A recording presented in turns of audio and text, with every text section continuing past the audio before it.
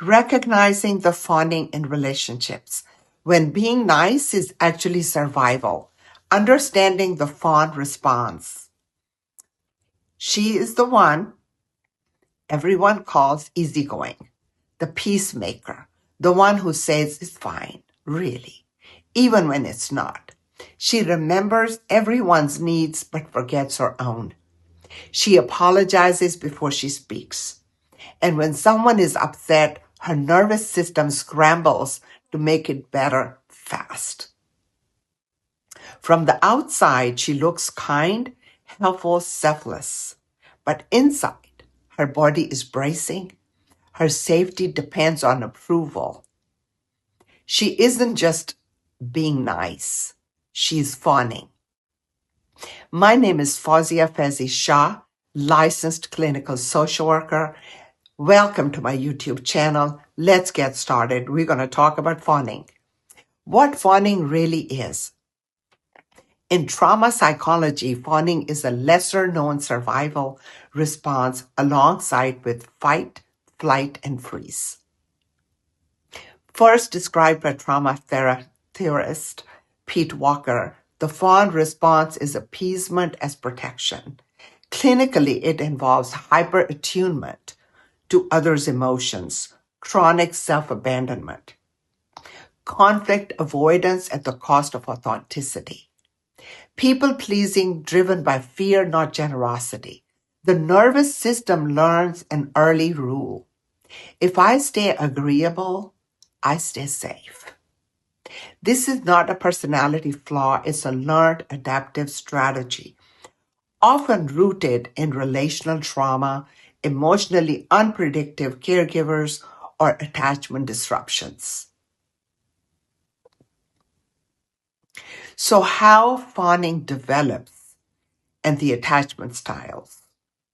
Where fawning comes from developmentally, fawning often develops in environments where love was conditional, anger felt dangerous, emotional needs were ignored, punished, or minimized.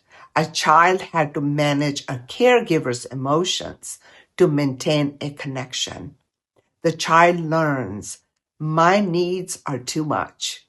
Your needs matter more.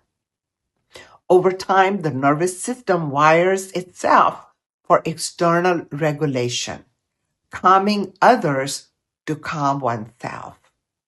Attachment styles most associated with fawning research and clinical observation show fawning most commonly appears. Number 1, anxious, preoccupied attachment, fear of abandonment, over-functioning in relationships, excessive reassurance seeking, self-worth tied to being needed. Fawning here looks like saying yes when you mean no, over-explaining feelings, prioritizing closeness over boundaries.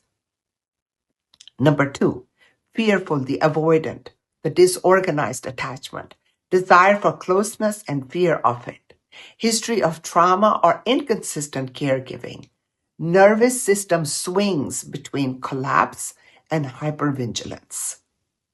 Fawning here looks like people-pleasing followed by resentment or withdrawal, losing one's identity in relationships, freezing or disappearing, or appeasing during conflict. Importantly, fawning is not a standalone attachment style. It's a trauma-linked relational strategy that overlaps attachment patterns. So let's look at how fawning will play out in adult relationships.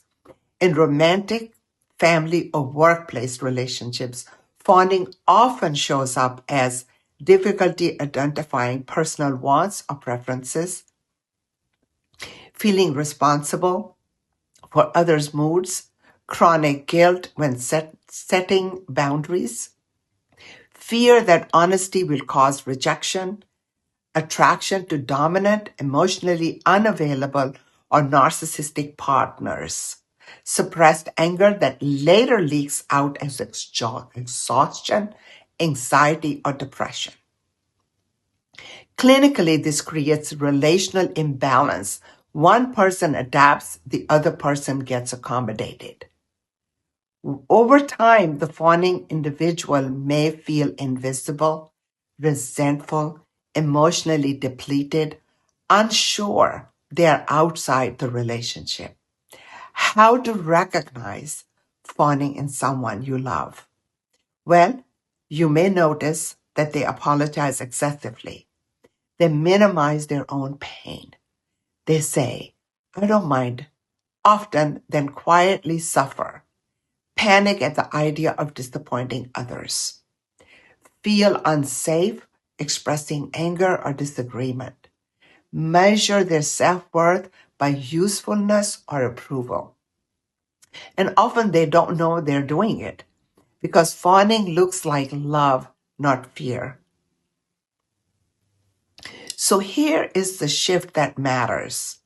Fawning is not kindness, it is survival. Wearing kindness as a mask. Healing begins with conscious awareness, not self-criticism. If you recognize fawning in yourself or someone you love, start noticing body signals during appeasement, tight chest, shallow breath, urgency to fix. Practice micro boundaries instead of dramatic ones. Learn to tolerate discomfort without self-abandonment.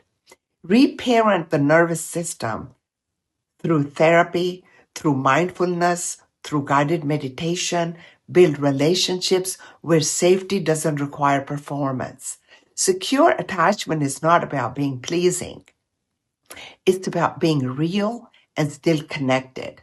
And if you love someone who fawns, don't reward the self-erasure. Invite honesty. Make space for their no. Because true connection does not require disappearance. I hope you found my video to be helpful. And if you liked it, please subscribe to my channel, hit the like button, and leave a comment or two. And I do want to add that I have been under the weather with a cold, and so if my voice or sometimes I couldn't say certain words, it's because sometimes it was difficult speaking. So I apologize for that. Thank you. Have a great day.